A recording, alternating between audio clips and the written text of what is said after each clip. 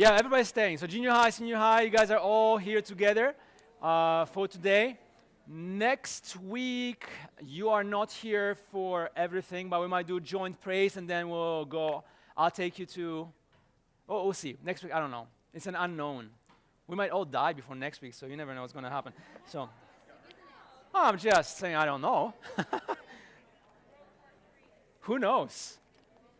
For all we know, 767. Anyways, so last week and the week before that and the week even before that, when I was away, the interns, which sounds a little bit like almost like condescending, but they're amazing. They just did everything and was very good from what I heard. And they taught and they began this series that answers the questions. You guys remember the survey we did at the very beginning almost of the year? A long time ago. It's like, what is it? Not junior high, senior high. When we asked the question, what is it that kind of trips up your faith or what challenges your faith? And there was a whole bunch of stuff that you wrote down. So we went through it all, categorized into different sections. And for the next today plus 5 more weeks and the 3 weeks that began it, we'll try to answer some of those questions. Now, if you don't hear your question answered or your hesitations answered, talk to your mentors, talk to me. We'll gladly address it as well. But the ones we are pointing out or talking about are the ones that came out like almost universal, like most of you spoke of them. Most of you were kind of wondering about them. Now, I wasn't here to put like a series title and stuff like that, but I did this week, and I just, I thought that was such a cool picture. You see what the picture's about? Do you guys understand? You don't have to say, but just like nod. Do you know what it's about? The narrow road? It's so cool. One of the days, a long time ago, when I got some wood, because I was making cabinets for my kitchen, I went to this place, I think in Lanark, and there was a lady who was a painter, and she painted that picture. And I was like, can I have a copy of it? And she gave me a copy of it, and I was like, it's pretty awesome. There's a narrow road that leads to life, and there's a broad road that leads to destruction, as the scripture talks about it. And but it is not just some kind of idea or some kind of thought that people have when it comes to believing Christ and so on. There is a reason for why Jesus is the one in whom we trust. And so again, we began last 3 weeks, and we're going to continue that and talking about the reasons to believe. And today, I'm just going to talk actually about the reason to believe or reasons to believe.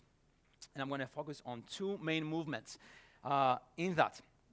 Now, before I begin this, there was so many questions that kind of circled around this idea of reason. Like, how can I know? How can I believe? How can I trust? And there are many different things attached to it. Like, is it even possible to know anything?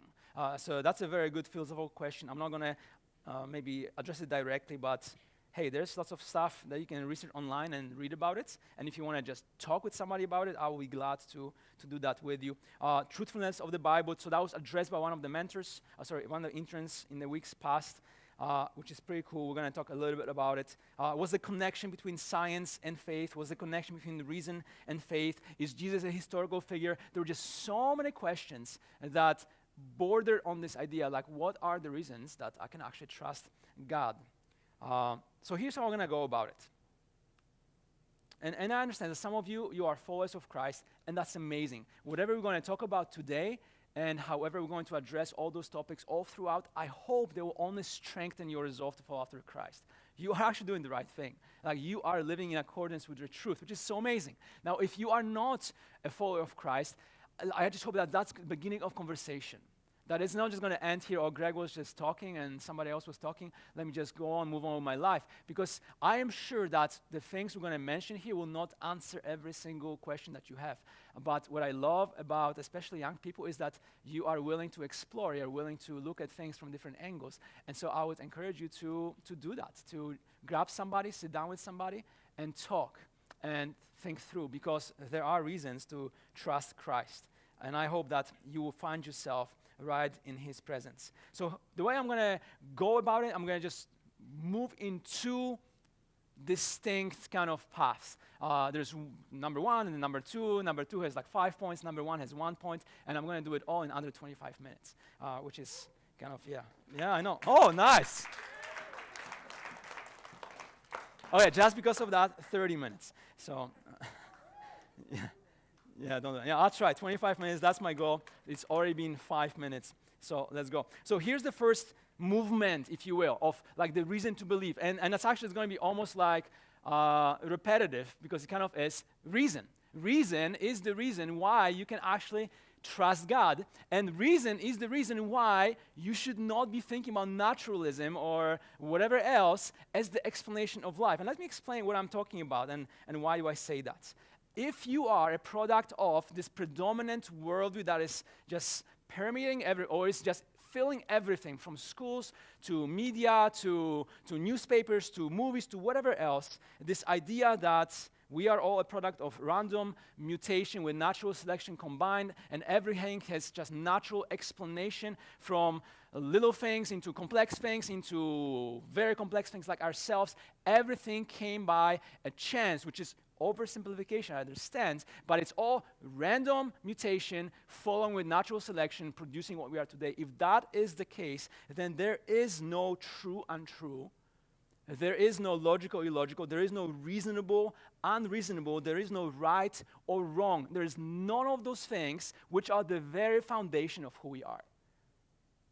And again, you just think about, if you just logically think about it, which you would not be able to do if you were a product of some random processes, if you logically think about where random plus natural selection leads, you will right away be able to see that there's no ability for that processes to produce something that is reasonable. It only produces randomness. Now you're like, oh man, that's very interesting, but what are you talking about? If you have input that's random, the output is random as well. That's kind of what I'm talking about. On the other side, the orderliness of our thinking, the definite purposefulness of who you are and what you do. The significance which you not only crave, but you know that you have. All of that points to this truth that you are far from random. Far from random. That you are actually, your life reveals the truth that you are intentional in your makeup. And you know, it's interesting because the way we do life, we wouldn't argue that. But when we come to some kind of academia, when we come to textbooks, when we come to school, and suddenly you are presented with different ideas about just biological processes leading to where we are, we actually set aside how we usually do life, and we enter into a very different stream of thinking that would not be able to explain to you how you experience life on an everyday basis. I want you guys to listen to something. I just read. You don't have to open to the scriptures. I mentioned them, but you can open them later in the small groups. Romans 1 is very interesting. What Romans 1, verses 18 to 22 are talking about, you can jot down the reference if you'd like. But I'll just read it to you, if I can find it. Maybe it's not in my Bible. Oh, there it is. So, I mean, it's not a super pleasant passage, but it just points something out. For the wrath of God is revealed from heaven against all ungodliness and unrighteousness of men who, by their unrighteousness, suppress the truth. Now, I want to stop at this very particular statement that Paul is making. The wrath of God is revealed not because we are certain kind of people who are, doing bad things, really, but at the very bottom, it's because we suppress the truth. That's what he's talking about. Who by their unrighteousness suppress the truth. And then he explains what he means. For what can be known about God is plain to them, because God has shown it to them. For his invisible attributes, namely his eternal power and divine nature, have been clearly perceived ever since the creation of the world in the things that have been made, so they are without excuse. The problem with us, with people who do not put trust in God, is not because he doesn't exist. Quite the contrary. We know he exists. We just don't want him to. And and you're like, oh, what are you talking about, Greg? If you read some of the comments, especially those famous, 4 horsemen of atheism are making, they come to this place where they say, I don't want the God to exist. And definitely not the God of the Christian faith. And they gave the reason why they don't want this kind of God to exist. At the bottom of our consciousness, there is this idea that we're not our own. We're not just self-created, self-dependent kind of beings. We actually understand at the bottom of our consciousness that there's something more to it, but we suppress it because we don't want to believe it. Like, we don't want to believe it. Like, it's not a problem of evidence, the problem is unwillingness. So if you're a Christian, don't freak out that people don't believe in God. It's not because there isn't a God, it's because people don't want to believe in him. And there are reasons for it. And if you are a Christian, I mean, if you're not a Christian, then the question is like, why don't you want to submit to God? And listen, so many different answers. Some people would say, I don't have enough evidence to reach. The scripture says that the heavens declare the glory of God, but yet we tried to explain it away in some other way because we don't want someone to be over us, deciding for us what is right and what is wrong. We just don't want that. Like, the naturalistic view begins with the presupposition there cannot be God, and therefore I'll explain the world apart from him. I mean, there is no God, therefore this is how things are running. It does not start in a place with, I don't know if there's a God. It starts in a place that there is no God. I don't want for God to be there.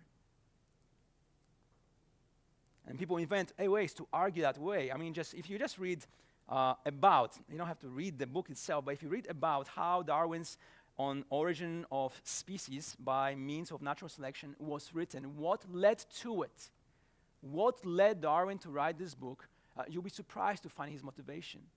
And it has to do with how things kind of unfold in his life, which he did not appreciate, and because he didn't like how things turned out, he decided that there cannot be God, because if God existed, he would not allow for the things that happen in his life to happen, and therefore he had to find a different explanation to what life is truly about. And for many, this has become like this fresh bread for the desire to suppress the truth, because it's not about evidence, it's about willingness. I just don't want for God to be there. Others would say, who are maybe with more integrity, I suppose, that I don't want God to be over me. Just very, very clear, I don't want authority. Which, like, listen, like, this is all of us. We all break, like, laws like crazy all the time. Like, parents tell you stuff and you do the other thing. The government says something, it's like, I'll do something else. Like, we are always going against the authority in our lives, and we often, not often, we are for sure, we're going against the ultimate authority that is over us. We don't want somebody to tell us and decide for us. Others would say that I just don't care. You know what I mean? Like, I just don't care if there's a God or not. I just don't care. It doesn't really bother me. It's not a question on my mind, which is honest but foolish. Because, like, not only when you come to your senses, you will care, but you will also want to have cared way faster than you actually come to care about God, if you ever do. And you need to. Because in the end, everything about you screams, I am dependent. And to find the source of your dependence means to find the source of your life. And still others say, like, I don't like how he runs things. That's one of the ways that Dawkins, you guys know Richard Dawkins? Anybody heard about Dawkins? Like, he's got this super famous quote when he talks God about being this megalomaniac that is just hungry for power and thirsty for blood, whatever else, and he just despises even the idea of this kind of God. I do not like who this God himself presents to be. And the problem with that is that this is such a dumb statement to make. And I'm going to tell you why. Because here we are, people with limited knowledge, limited experience, with absolutely no ability to tell what's going to happen tomorrow, with no ability to understand how things can fit together and create whatever reality there is. We don't know how the events that are happening in our lives will come to bear some kind of fruit way down the road, and we will say that we do not like how the one who has infinite knowledge, infinite understanding, infinite foresight, knowing future and past and present completely, we don't like how he runs things.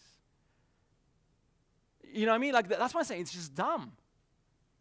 Why we don't even know. I said I might die by next week. Like, we don't know. Like, we don't know what's going to happen. Like, you cannot with certainty say that this is the Ottawa Airport runway kind of extension, right? You don't know. I don't want to be like fatalistic about it, but the one with infinite knowledge, wisdom, and we would seriously say, and not only that, but the one who shows he cares about us like nobody else, and he would say, I don't like what you're doing. It's because we don't understand, but the trust leads us to see that he not only knows, but he also means fullness of life for us, which does not encapsulate just in this fallen world. So again, if you're a follower of Christ, like, you're right, who cares about what majority says? Like, seriously, so many times we get caught up. It's like, oh my gosh, everybody says something and I'm the minority. Nobody believes in Jesus. Like, you're actually surprised how many undercover Christians there are probably in your school. But who cares? Truth is not decided by a vote. Truth is truth. Truth is truth. So don't freak out if people around you don't follow after God. You have a reason to believe. I mean, reason. You are able to reason, and to be able to reason points you to this ultimate reality that gave you this ability, that didn't just happen but random chance. Okay, so now I'm going to move to five. Four of them are kind of like low balls, but they're still awesome. And the last one is just trumps it all. So let me start with the first one here. History. And I think this is my pet peeve. I love history, and one of the reasons I love history is because it keeps on pointing to God, that is. It just keeps on pointing to God all the time. Luke 24. You probably know this very well. I'll read it to you anyways, because it's just so awesome. Verse 25, if you want to have it for your further reference. 24:25. So there are two disciples. Jesus died. He was put in grave. And then the body was missing. And two disciples, they decided to leave Jerusalem kind of area, and they are going to, wherever they go on the road to Emmaus. They're going to Emmaus, wherever that is. And they are just distraught because they're like, man, we thought Jesus was going to be the real deal. And apparently he wasn't because he's dead. I don't know where he's now. What's going on? And verse 25, Jesus meets them and he's like, hey, what are you guys talking about? And they're like, are you the only person who doesn't know what happened in Jerusalem? And they're like just whining to him. And verse 25, and he said to them, all foolish ones, like you lovable idiots, and slow of heart. Like I love this, foolish one and slow of heart to believe or to trust. Trust what? All that the prophets have spoken. Like he's not saying, I love this account because he's not like, hey, look at me, look at my arms, there's the nails, like, oh, look at it, don't put your fingers in my side, it still didn't heal up quite properly. No, he's like, why are you so dumb? Look back at history. Everything that's happened in the last few days was spoken about way before it even happened. Just look back. And so he beginning with Moses, which is what? Genesis. And going through all the prophets, he explained to them how the Son of Man had to go through what he went through. The history keeps on reminding us this is God's world. And it's not simply that, the Bible talks about miracles and whatever else. The Bible explains to you how everything that unfolded was planned and designed by God to this moment of the crucifixion of Christ, and all the things that's supposed to happen and take place, they did. Not only that, we start in the book of Daniel, it talks about secular history, where God's like, I'm not just ordering the history of the chosen nation, I'm ordering the world history. And you read, the book of Daniel is one of those hated books by the liberal side of Christianity, because they say Daniel could not have written it. Because how can he know about Persia? How can he know about Greece? How can he know about Roman Empire? He lives in the time of Nebuchadnezzar, the Babylonian Empire, with all those other things to come later. There's no way he could have said it. Only, praise archaeology, they discovered the Qumran community, and they discovered that actually Daniel was the guy who wrote the book. And Daniel speaks of history as ordered by God, and God comes and fulfills all the things that he says he's going to do. The history points you. It points you and tells you it's not just happening. God is writing it for us to see and to rejoice in. I love it. History is just amazing. And even the desires to disprove the historical reality of Christ, how many of them has there been through the last 2,000 years? And none of them sticks. None of them sticks because it all keeps on pointing to this amazing reality. Christ is who he claims to be. And don't get me started about the Bible prophecy, because who can talk about future in the way that God can? So history points to God. Now this one might maybe a little bit surprise you. Science actually gives you reason to believe. And you're like, I read you something. It's going to be weird. You're going to be like, what are you reading? I'll just have it here so listen. Okay? If you're a farmer, you might identify. But if you're not, you won't. Give ear and hear my voice. God is speaking to his people. Give ear, hear my voice. Give attention and hear my speech. Does he who plows for sowing plow continually? does he continually open and harrow his ground? When he has leveled its surface, does he not scatter dill so common, and put in wheat in rows, and barley in its proper place, and emmer as the border? For he is rightly instructed, his God is teaching him. Dill is not threshed with a threshing sledge, nor is a cartwheel rolled over cumin, but dill is beaten out with a stick, and cumin with a rod. Does one crush grain for bread? No, he does not thresh it forever. When he drives his cart over it with his horses, he does not crush it. This also comes from the Lord. He is wonderful in his counsel and excellent in his wisdom. And it's like, so here's what's going on. And this is a simple point. Science and our knowledge of the world and how it works is only possible because God gives it to us. That's what he's talking about here to Israelites. Like, do you think you invented farming and agriculture? That's what he's asking them essentially. He's like, no, it comes from me. The understanding how to make things, how to create, the understanding how to build cities, how to plow the field, all those things, you did not come up with it on your own. Listen, the ability to create Samsung Galaxy or whatever other thing you have, which is not nearly as good as that, but whatever you have, I love that junior high, just laughing, no, senior high actually, that's good. It comes from God. The laws that allow you to create the mechanisms that run the LCD screen, that was put in there by the one who designed this world orderly. The ability to make science is not an evolutionary kind of emergence. It is actually something written in this world. Like one of the questions that people have, like, where are those laws coming from? The law of gravitational force, the laws of thermodynamics, like all those laws written into our universe, where are they coming from? Like, there's no answer. And the answer is very simple. God gives those to us. He creates science so that we will be able to understand the world he gave. Like, I love it because he's an orderly God. Like, when you read about the stories of the people who began the scientific revolution, like majority of them loved God dearly. And the reason they ventured into discovering the world because they understood God is an orderly God. He had to create it in a way that actually makes sense. Let us discover how he created it. And so they went on to find out all kinds of things about it. Science, its possibilities, actuality only points to God. That's why the world works. That's why your phone works. That's why the laws that govern the universe works. That's why math describes. That's why math is amazing. Amen? You guys love math? I was fishing. Yo, listen, that's why biology, that's why chemistry, that's why physics, that's why any other discipline makes sense. Because it is written into this world with sense. Science points you to the reality of the one who orders things.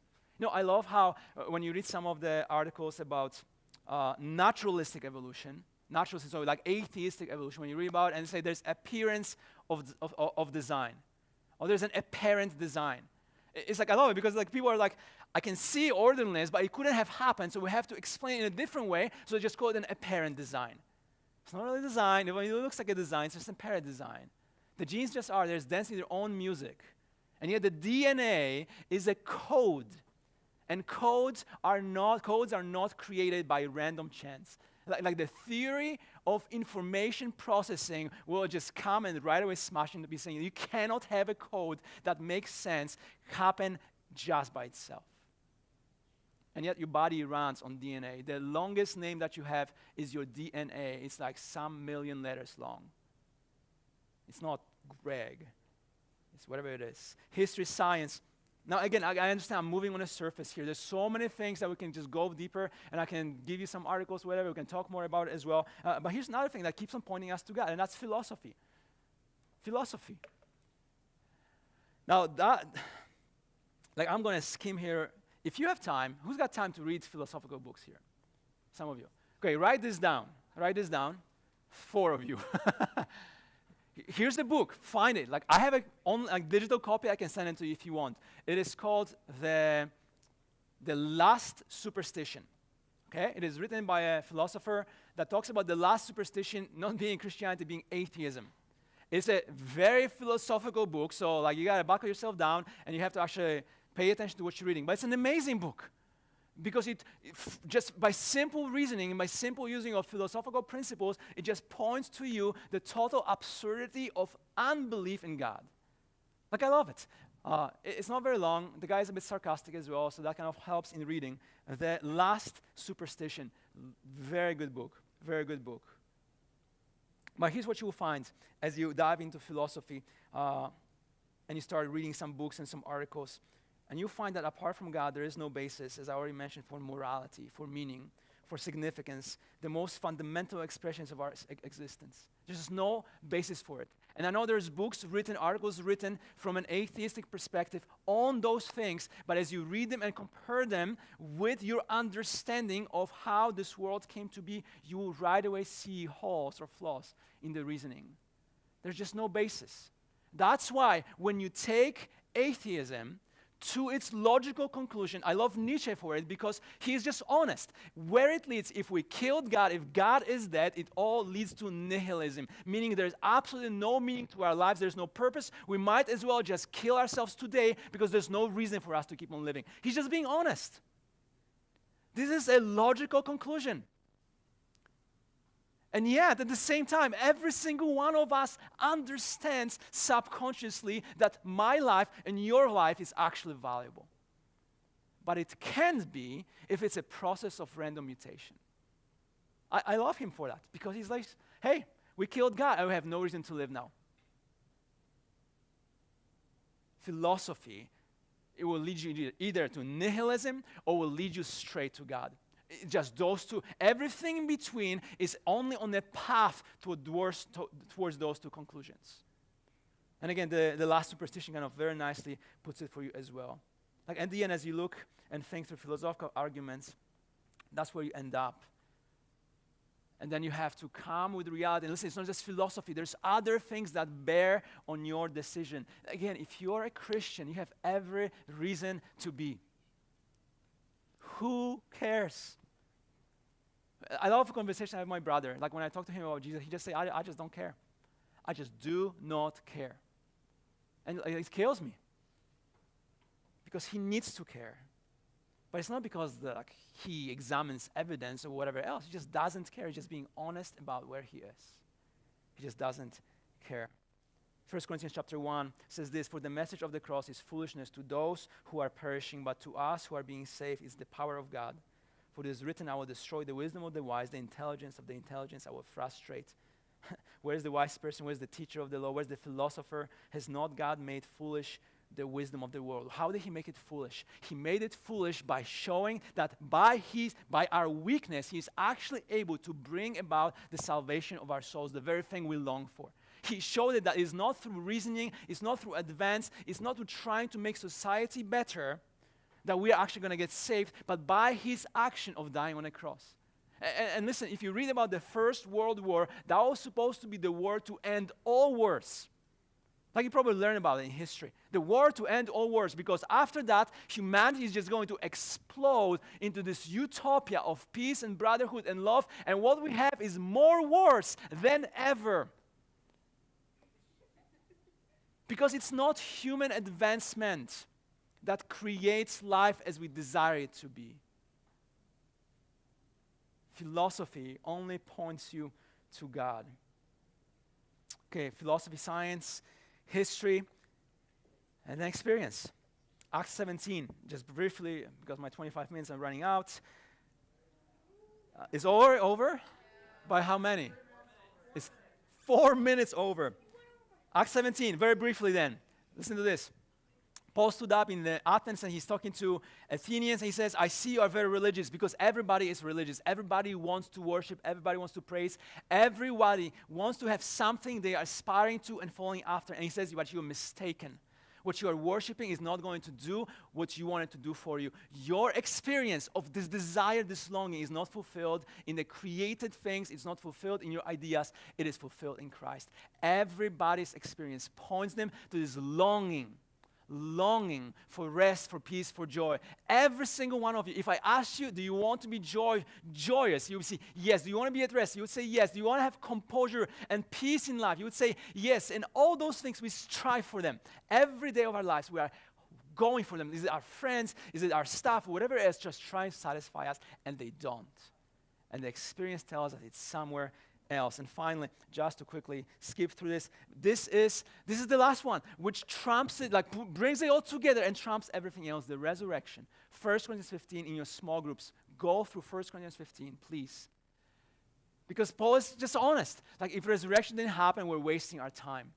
But if it happens, you're not wasting your time. And you know it has happened, and he explains that stuff. The tomb is empty. Christ not only died, but he rose from the dead, and you have every reason to trust him. Every reason. So again, don't freak out. Now, it's not proof, right? That's tricky. Proof is tricky because you can always reason or think things away. Like we're pathological skeptics, that's what we are. But you have every reason to trust, every reason to believe. And all those things, they come together and they keep on beaconing you and pointing you to Christ. Not just some God, not just a God, they point you to Christ. And that's it. Now I'm going to be done right now. I'm praying. Don't clap for me. No. I'm going to pray. God, thank you so much. God, I love you, and I just pray that as we follow after you together, I ask especially for my friends who are still thinking that you would please allow them to process it with open minds. For those of us who love you and follow you, God, I just thank you so much for continuing to strengthen us. And I just ask that in our pursuits we'll be kind and caring and loving and understanding and living with people in a way that just exemplifies your love and your care for them. I pray in Christ's name, amen.